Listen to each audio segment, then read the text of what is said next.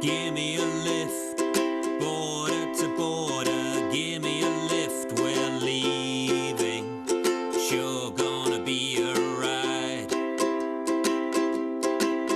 It's the Hitchhiker's Guide to Brexit, not quite.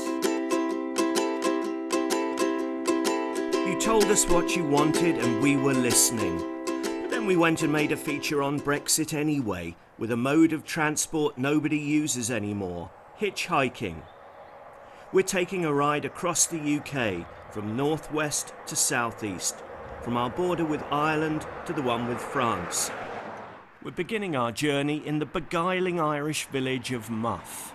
If you have your own punchlines, please send them to the controller of BBC Two. So where exactly is the border, this new frontier? Don, I presume. We've arranged to meet someone who ought to know, the boss of the bus firm in these parts. I have a quivering sense that we're near the border. Is it far from here? Do you want to take a wee walk? Where is the border, Don? You're actually over it right now. You mean, well, we've just crossed it? You're slightly, I would say, about here. You would say there? About here. There? Yes. So here I'm in the...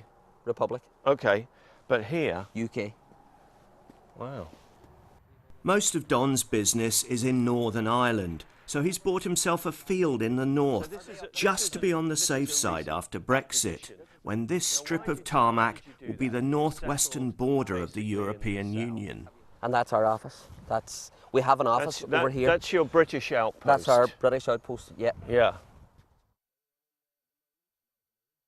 So what about that? How do you think your wife would feel if you moved her across the border for tax purposes? That could be a good enough idea, yeah. She'd go for that? She might not come back. There is that danger. Yeah.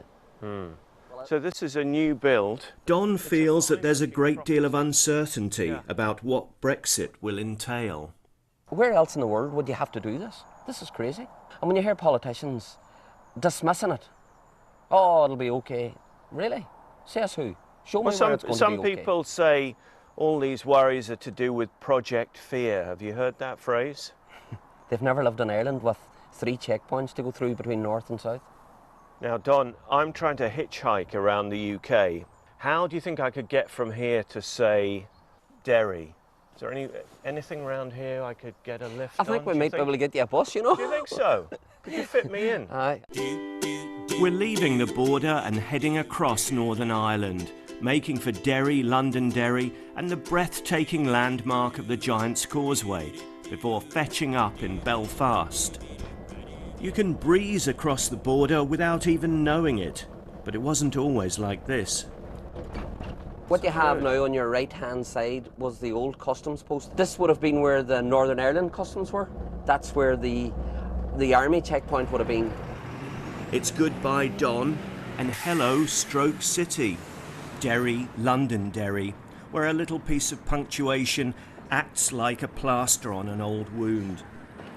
It's a divided city in a divided country, and the rift that many experience over Brexit feels even more pronounced here.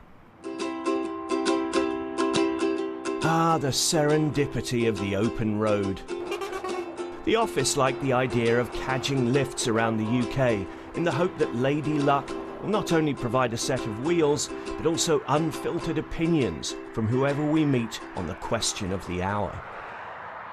It's funny, you get this kind of relationship going with drivers when you're hitching, and I won't easily forget those warm and tender looks of incredulity.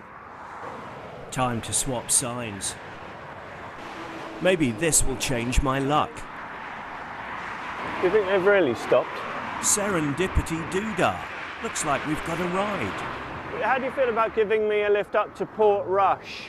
Because that's this way, isn't it? Sure, yeah. Would that be okay? Yeah. Well, thank you. I was getting a bit cold there. Are you a keen viewer of Newsnight? Yes. You are? Well, I can only apologise in that case. Phil, who's a retired French lecturer, has picked us up out of the goodness of his heart. The least we can do is brighten his afternoon with a little conversation about Brexit. I think it's all a bad dream. Is that right? I'm about to wake up and hoping against hope that it'll never happen. But what about taking back control from Brussels? And I think in a global economy, in a global world, there's very little control anyway, except in minor things. I can see the arguments of sort of what I would call Little Englanders. But, you know, it was great in the old days when we had an empire. Sadly, it's no longer the case. now, if you're a die-hard Brexiteer, I appreciate our journey may be making you a little carsick just now.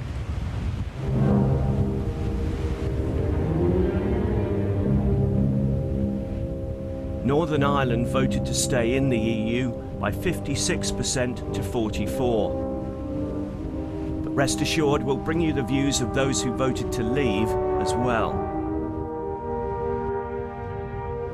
There's no more stirring place to take stock than at the extraordinary Giant's Causeway.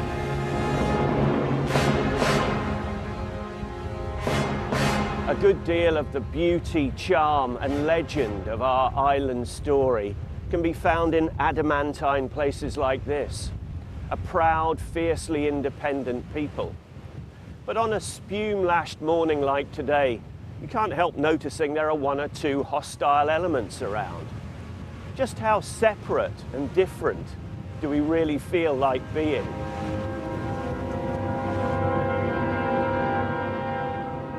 It would be one thing if we could just peer a little distance into the future.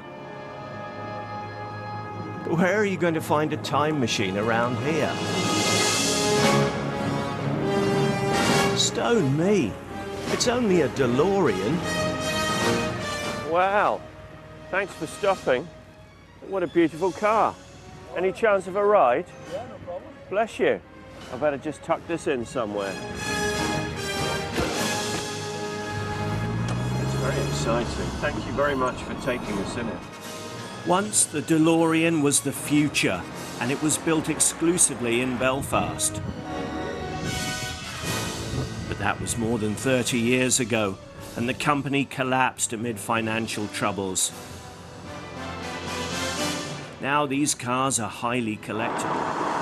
It's just iconic. It's a Northern Ireland thing, and Yeah, it is, isn't it? It's just a bit of Northern Ireland history, and I just like to have it. So. So does this feel like a historic kind of moment to you, David, what we're about to do? I'll still be here. I'll still get up in the morning. I'll still go to our work, and life goes on. Do you think some people are getting a bit overexcited about it? Oh yeah, absolutely. Like many of us, David keeps his counsel over Brexit, but he's noticeably less gloomy than others we've met. What's the story going to be when we hit Belfast?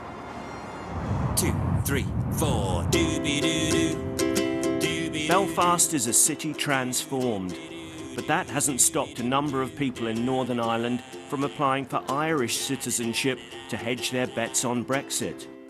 And that pressing concern of our day, identity, has always mattered here. In the charming and unionist voting suburb of Hollywood, we wondered if green passports might appeal to people any more than their red British ones. Morning, sir. How are you doing? Morning, sir. How are you doing? That isn't actual size. I've been in there. Is it right, as some suggest, that this could be a moment of profound change in our sense of who we are? Do you mind me asking how you voted? To get out. Oh, to get out? Yeah. But I don't know why, because nobody really explained it to me, so I done it stupidly, not knowing really the inside of it, and there's an awful lot of money spent on it, and I'm fed up hearing about it. So I am, to be perfectly honest with you. So you now wish you could have a second vote? To stay in, yeah. To stay in. Can I have a leaflet, please? You certainly can, Andrea. Andrea. Thank you very much. Thank and you. listen, have a lovely day. This is how to apply for an Irish passport. No, I wouldn't bother. No, should you wish to? Not no. at all. Okay, I'll keep that the then. British one's good enough for me. Yeah. Thank goodness we found us a Brexiteer. How do you feel about Brexit at the moment? I think we're going to do very well. I voted out. By the way, a lot of people in Northern Ireland voted in, but I voted out. I have no problem. I have great confidence in the British Isles and the United Kingdom. We're escaping We're leaving a sinking ship. Yes, look at the situation. But are the lifeboats up to it? We can make lifeboats in Northern Ireland. We made the Titanic and thousands. That didn't turn out too well, No, forgive me, but... You're quite right, but they had a British pilot. But you made many great ships. We'll be free of the bureaucratic system of being controlled by people who I've never elected. Why did you get an Irish passport? Because I prefer an Irish passport. Are you from the south? Nope. From here. How do you think Brexit's going? Out of Balix. Load of... Balix. I never heard it spelt like that before. It'll soon be time to catch the ferry to Stranraer.